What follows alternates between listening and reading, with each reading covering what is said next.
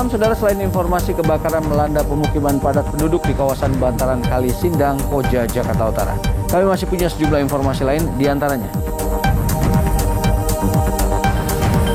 suksesi kepemimpinan di tubuh TNI. Presiden Joko Widodo rencananya akan melantik Jenderal Andika Perkasa sebagai Panglima TNI terpilih hari Rabu. Dua ledakan dahsyat di kota Uganda, Kampala, menyebabkan 24 orang terpaksa dilarikan ke rumah sakit, 4 diantaranya dalam kondisi kritis.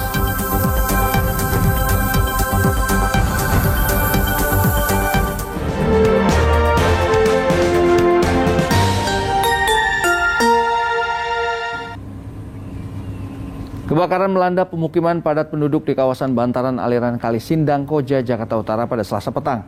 Belasan unit pemadam kebakaran pun dikerahkan untuk menjinakkan api yang diduga berasal dari kegiatan bakar sampah. Warga Jalan Lorong RT 12 RW 8 Koja, Jakarta Utara, tepatnya di bantaran aliran Kali Sindang, dikejutkan dengan api yang tiba-tiba membakar pemukiman mereka Selasa petang. Banyaknya bangunan berbahan kayu membuat api cepat merambat ke bangunan lainnya. Warga bahu-membahu memadamkan api menggunakan peralatan seadanya. Sementara sebagian lainnya berupaya menyelamatkan harta bendanya dari kobaran api. Belasan unit mobil pemadam dikerahkan untuk menjinakkan si jago merah. Namun petugas sempat kesulitan memadamkan api karena akses jalan masuk sempit. Selain itu, tiupan angin yang kencang dan sumber air terbatas. Bakar sampah. Bakar itu. Orang bakar sampah. Belum tahu gitu. Itu api dari kecil apa langsung besar? Dari kecil, Pak. Terus? Yang mepet langsung. Saya sih udah ngeliat udah 1 jaman. Sejak kapan Bang munculnya api di sini, Bang? Ya dari jam berapa sih? Pokoknya udah 1 jaman saya lihat. Belum ada data pasti baik jumlah rumah, korban maupun penyebab pasti kebakaran. Kasus kebakaran ini sudah ditangani polisi. Arafah Supandi melaporkan dari Jakarta. Seorang ibu rumah tangga di Karawang, Jawa Barat dituntut hukuman 1 tahun penjara lantaran dilaporkan sering memarahi suaminya. Namun dari kuasa hukum kedua belah pihak berbeda pandangan terkait penyebab kasus hukum yang terjadi.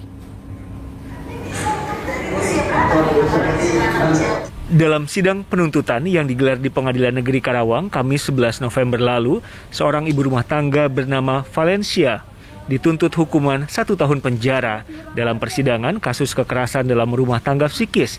Valencia didakwa sering memarahi suaminya, Chan Yung-shin. Usai sidang, Valencia pun mengungkapkan kekesalannya. Suami mabuk-mabukan, dimarah, malah dipidanakan. Ini perlu ibu-ibu se-Indonesia biar tahu. Tidak boleh marah suami kalau suaminya pulang mabuk-mabukan. Harus duduk manis, nyambut dengan baik. Marah sedikit di penjara. Sementara itu, usai menjalani sidang dalam kasus lain yang juga melibatkan kedua mantan suami istri ini pada Selasa siang, kuasa hukum Chan Yun-shin, suami terdakwa yang menjadi pelapor, menyangkal kemarahan Valencia karena kliennya mabuk. Namun pengusiran dilakukan karena permasalahan usaha bersama saat keduanya masih berstatus suami istri. Nah, jadi kalau seperti kemarin dibilang dimarahin karena mabuk, itu sih nggak benar. Kita sudah sampaikan juga di persidangan itu kalau ada marah-marah, ada Ibu Valen ada marah-marah, tapi itu persoalannya semua persoalan keuangan dan usaha. Nah, mereka punya usaha, ada jatuh bangun dan sebagainya, itu ributnya masalah keuangan sebenarnya. Sedangkan kuasa hukum Valencia menyatakan dakwaan jaksa tidak memenuhi unsur KDRT, apalagi laporan hanya didasarkan pada terjemahan bahasa. Mantan suami Valencia merupakan warga negara asing yang tidak bisa berbahasa Indonesia. Dan ini pun diketerangan oleh saksi anaknya di persidangan bahwa padahal bahasa ini biasa gitu kan. Cuman ketika pengerti ini penterjemah bahasa mengatakan ini adalah bahasa yang kasar gitu kan. Ya kalau karena anaknya terlalu lebay lah gitu, terlalu lebay. Tuntutan 1 tahun terhadap ibu rumah tangga terkait kasus kekerasan dalam rumah tangga psikis ini pun mendapat perhatian Kejaksaan Agung. Kejagung bahkan mengambil alih kasus ini dan melakukan eksaminasi khusus terhadap penanganan perkaranya. Syamsi Nursam melaporkan dari Karawang, Jawa Barat. Bareskrim Mabes Polri meringkus seorang warga negara Cina yang menjadi otak atau donatur sejumlah aplikasi pinjaman online berkedok koperasi simpan pinjam. Dari hasil audit perusahaan milik tersangka, polisi menyita uang tunai sebesar 217 miliar rupiah dari 7 rekening bank yang berbeda. Dua warga negara asing asal Cina ini ditangkap Direktorat Tindak Pidana Ekonomi Khusus Bareskrim Polri saat akan terbang ke Turki melalui Bandara Soekarno-Hatta. Keduanya buronan Polri dalam sejumlah kasus pinjaman online ilegal yang marak dalam beberapa bulan terakhir. Bersama mereka, petugas menyita uang tunai sebesar 217 miliar rupiah dan sejumlah peralatan elektronik yang digunakan untuk membuat aplikasi atau mengirim SMS blasting ke sejumlah peminjam. WJS berperan sebagai donatur, sementara MLN berperan meregistrasi SIM card yang digunakan oleh para desk collection. Bahwa tersangka ini yang ini adalah warga negara China. Pemilik perusahaan FlyPay, perusahaan payment gateway yang berasal dari Cina. Pendiri koperasi simpan pinjam inovasi milik bersama. Juga beliau merekrut pinjol-pinjol ilegal untuk bermitra dengan KSP IMB. Jadi ini tugas dia, peran dia. Dan membuat kelengkapan untuk mendirikan koperasi simpan pinjam dengan menggunakan surat-surat palsu. Petugas juga membekuk 11 orang lain yang terlibat dalam jaringan pinjol ilegal. Ke-11 tersangka lain ini juga memiliki peran yang berbeda, mulai dari meregistrasi SIM card ilegal dengan data NIK yang didapat secara ilegal, hingga menagih utang nasabah yang disertai ancaman dan konten pornografi. Polisi juga menemukan simpanan uang di PT AFT milik tersangka WJS di 7 nomor rekening berbeda. Penyidik akan menerapkan Undang-Undang Tindak Pidana Pencucian Uang dalam kasus ini. Para tersangka dikenakan pasal berlapis dengan ancaman pidana paling lama 20 tahun penjara. Muhammad Nur melaporkan dari Jakarta. Kementerian Ketenagakerjaan mengumumkan rata-rata kenaikan upah minimum provinsi secara nasional tahun 2022 sebesar 1,09%. Besaran kenaikan bisa berbeda di tiap daerah tergantung kondisi. Selasa siang di Jombang, buruh turun ke jalan meminta kenaikan upah minimum. Sampai demonstrasi selesai, tidak ada kejelasan soal permintaan mereka. Di hari yang sama, Kementerian Ketenagakerjaan mengumumkan rata-rata kenaikan upah minimum provinsi secara nasional tahun 2022 sebesar 1,09%. Angka itu didapat dari simulasi berdasarkan data dari Badan Pusat Statistik yang telah diberikan kepada seluruh kepala daerah. Upah minimum adalah upah terendah yang ditetapkan oleh pemerintah yang berlaku bagi pekerja atau buruh dengan masa kerja kurang dari 1 tahun pada perusahaan yang bersangkutan. Seluruh kepala daerah dapat menetapkan upah minimum sesuai dengan ketentuan, sekaligus tentu saja kita berharap mencermati kondisi di daerahnya berdasarkan indikator makro di daerahnya masing-masing. Upah minimum provinsi paling lambat ditetapkan tanggal 20 November 2021, sedangkan upah minimum kabupaten kota ditetapkan paling lambat tanggal 30 November 2021. Di Jakarta, upah minimum provinsi akan diumumkan pekan ini.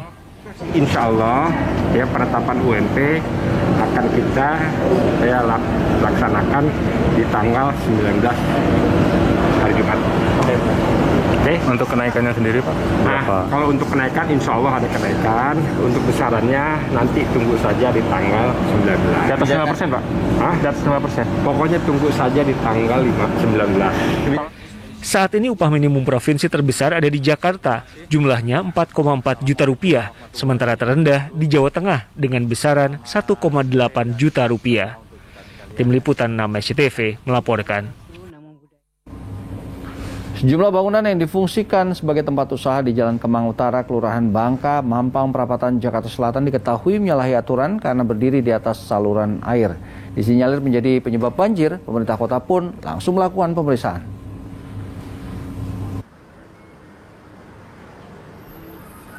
Inilah bangunan-bangunan yang berdiri di atas saluran air di Jalan Kemang Utara, Kelurahan Bangka, Kecamatan Mampang Perapatan, Jakarta Selatan. 5 bangunan ini difungsikan sebagai kafe dan toko sepeda. Keberadaan bangunan di atas saluran air ini mendorong pemerintah Kota Jakarta Selatan mendatangi lokasi Selasa sore. Meski menemukan ada 5 bangunan yang berdiri di atas saluran air, namun belum ada tindakan yang dilakukan. Petugas akan memanggil para pemilik bangunan terlebih dahulu untuk dimintai keterangan. Kita ke lapangan dulu, kita proses seperti apa kelanjutannya, nanti lebih lanjut nanti pasti kita teman-teman juga tahu. Jadi kita hari ini kita belum bisa memastikan mau bongkar apa enggak, tapi kita inventarisir dulu, kita proses, kita tindak lanjuti dengan SK-SPD yang terkait. Keberadaan 5 bangunan di atas saluran ini sebelumnya ramai diperbincangkan di media sosial karena disinyalir menjadi salah satu faktor penyebab banjir di kawasan Kemang, Jakarta Selatan. Ketegasan aparat dalam menertibkan bangunan yang menyalahi aturan sangat dibutuhkan seiring banjir yang masih mengancam wilayah Jakarta. Muhammad Nur melaporkan dari Jakarta. Sejumlah rumah dan kendaraan milik warga rusak usai diterjang banjir bandang di kawasan Ranca Ekek, Kabupaten Bandung, Jawa Barat. Bencana banjir bandang ini diakibatkan tanggul sungai yang jebol.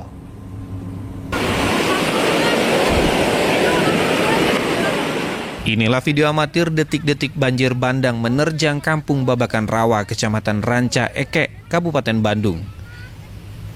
Terlihat air melimpah cukup deras akibat tanggul sungai Cikeruh jebol pada Senin malam.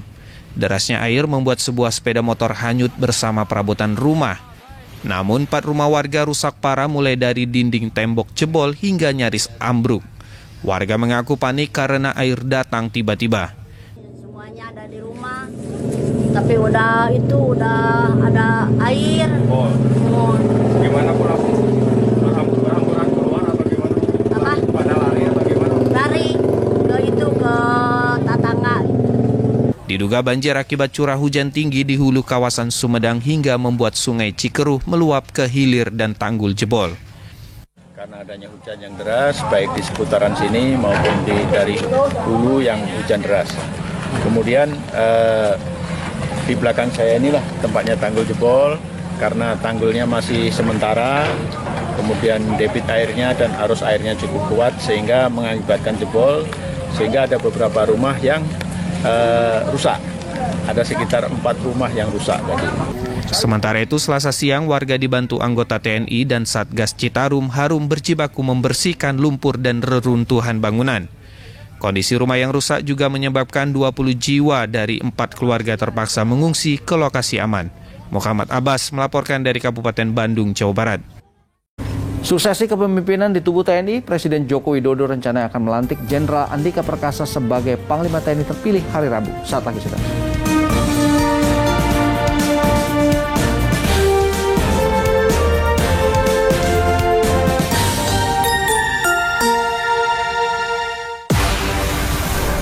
Saatnya mengejar rasa yang intens dengan tampilan baru yang lebih berani. Isi 12, 16, dan 20 batang perbungkus Marlboro Filter Black Personal Flavor. Gue bakal balas lo 2 kali lipat. Cinta bila memang dirimu. Rani, nyebelin banget ya. Nyebelin.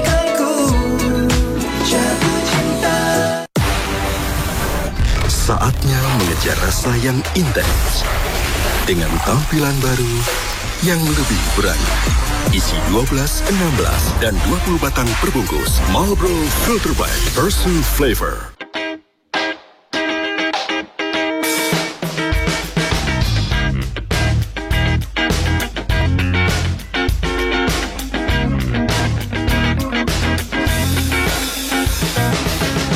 Meski kau melepasku, ku yakin kita akan berjumpa lagi. Mungkin hari ini atau esok hari kita akan jumpa lagi.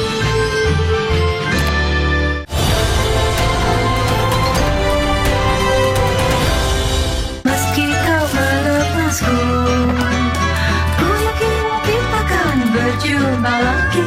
Mungkin hari ini atau esok hari kita akan jumpa lagi. Gue bakal balas lo 2 kali lipat. Cinta bila memang dirimu. Rani, nyebelin banget ya. Nyebelin. Meski kau melepasku, ku yakin kita akan berjumpa lagi. Mungkin hari ini atau esok hari kita akan jumpa lagi.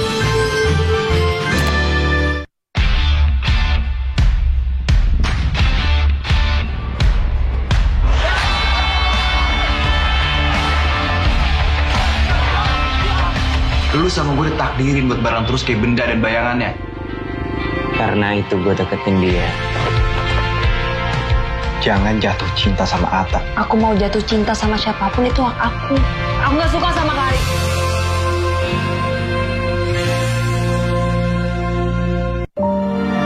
Untuk para penantang zaman yang terus maju dan percaya keaslian, tetaplah berani asli. Ji Sam Su.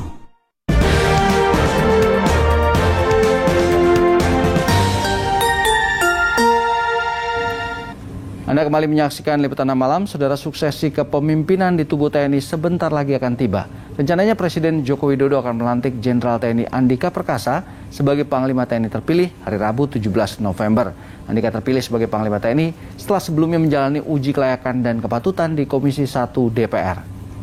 Komisi 1 DPR RI menyetujui atas pencalonan Jenderal Andika. Bila tidak ada aral melintang, Kepala Staf Angkatan Darat Jenderal TNI Andika Perkasa akan dilantik menjadi Panglima TNI hari ini, Rabu 17 November di Istana Negara, Jakarta.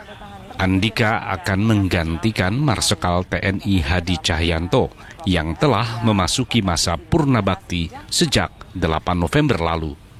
Kepastian pelantikan Andika hari ini telah ditegaskan Presiden Joko Widodo di sela kunjungan kerjanya di Provinsi Banten pada Selasa kemarin. Pelantikan Panglima insya Allah besok, hari Rabu ya.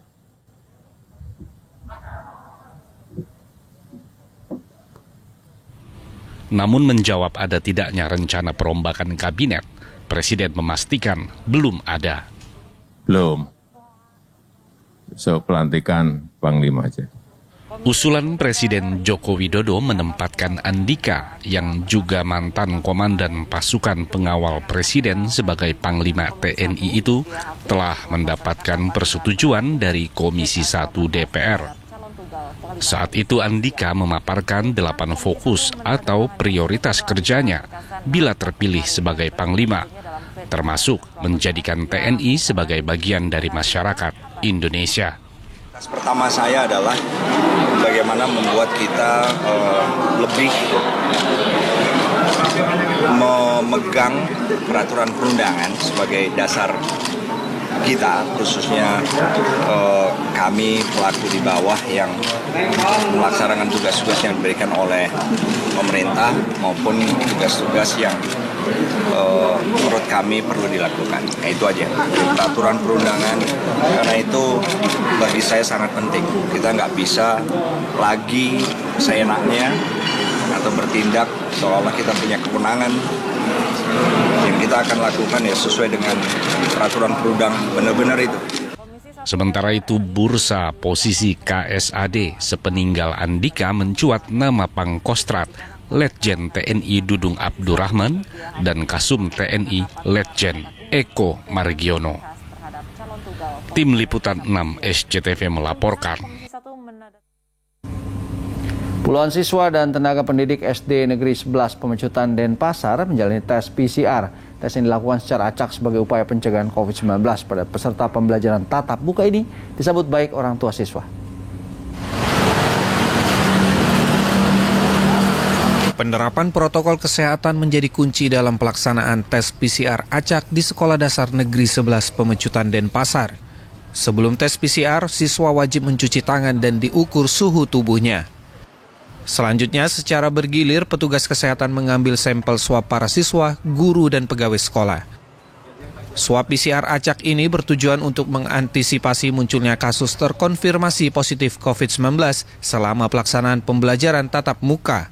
Langkah ini mendapat apresiasi positif dari para orang tua. Kalau yang swab ini ya lebih bagus ya bagi saya ya. Harapannya apa Pak? Ya biarlah lebih baik lah, biar cepatlah sekolah semua seperti biasa lah. Kami sangat bersyukur, respon orang tua sangat positif untuk mendukung kegiatan ini. Dari 40 yang kami butuhkan itu bahkan melebihi dari perkiraan. Di Kota Denpasar, sebanyak 1.470 siswa dari jenjang PAUD hingga sekolah menengah pertama, serta 479 guru dan pegawai sekolah menjalani swab PCR. Sampling swab PCR diambil secara acak di setiap kecamatan. Arianto Hutapea melaporkan dari Denpasar, Bali. Prajurit Batalion Marinir 8 Tangkahan Langkat Sumatera Utara menjemput warga untuk mendapatkan vaksin menggunakan perahu dan truk milik Marinir. Program ini dilakukan untuk mempercepat vaksinasi COVID-19 di tanah air. Demi mencapai target 70% warga Kabupaten Langkat mendapatkan vaksinasi, Batalion Marinir 8 Tangkahan Lagan melakukan penjemputan warga di daerah kepulauan dan daerah terpencil untuk dibawa ke Batalion Yonif 8 Marinir Tangkahan Lagan. Selain menjemput dengan perahu sampan, prajurit Yonif 8 Marinir juga menjemput warga lansia dan pelajar menggunakan truk dan bus milik Marinir. Sedikitnya 2.000 dosis vaksin merek Sinovac disiapkan untuk vaksinasi dosis pertama dan kedua bagi warga lansia dan pelajar. Vaksinasi dilakukan atas kerjasama Polres Langkat, Kodim 0203 Langkat, serta pemerintah Kabupaten Langkat. Dan saudara, berikut kami hadirkan informasi terkini dari perkembangan kasus COVID-19 di Indonesia hingga Selasa 16 November 2021.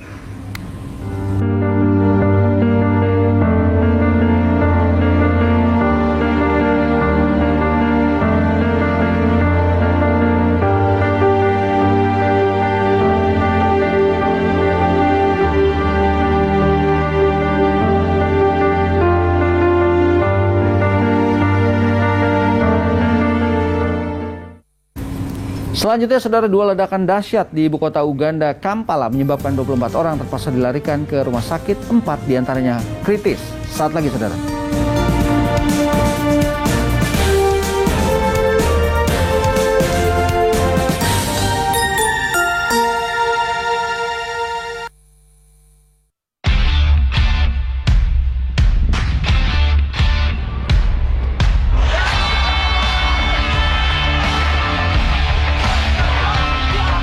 Lu sama gue ditakdirin buat bareng terus kayak benda dan bayangannya. Karena itu gue deketin dia. Jangan jatuh cinta sama Atta. Aku mau jatuh cinta sama siapapun, itu hak aku. Aku gak suka sama Kari.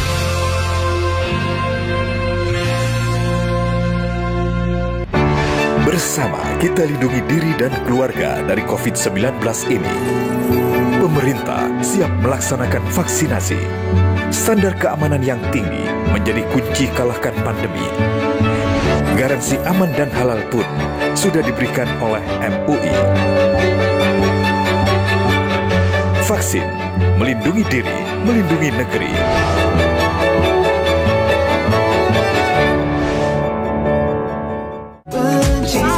Gue bakal balas lo 2 kali lipat. Cinta bila memang dirimu. Sani, nyebelin banget ya. Nyebelin.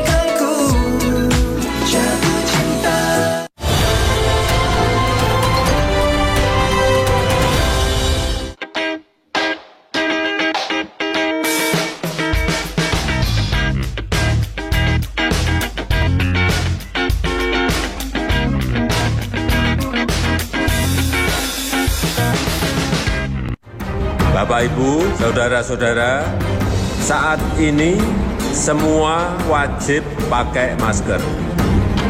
Kita pasti bisa menghadapi pandemi ini, Indonesia pasti bisa.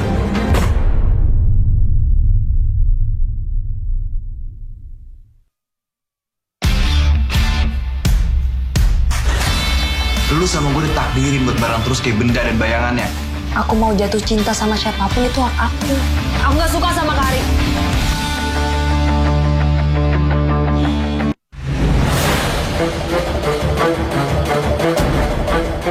Gak busuk ya Mas ya? Kalau ikan laut kan baunya dari sana kan kayak gini. Bukan busuk itu seger kalau itu.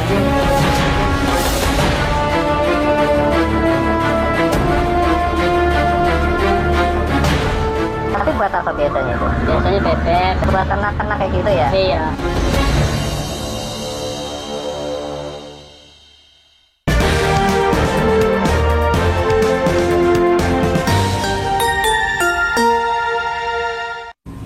Terima kasih masih bersama kami di Liputan Malam. Saudara, 2 ledakan dahsyat di ibu kota Uganda, Kampala, menyebabkan 24 orang terpaksa dilarikan ke rumah sakit. 4 diantaranya dalam kondisi kritis. Selengkapnya dalam Jendela Dunia berikut ini.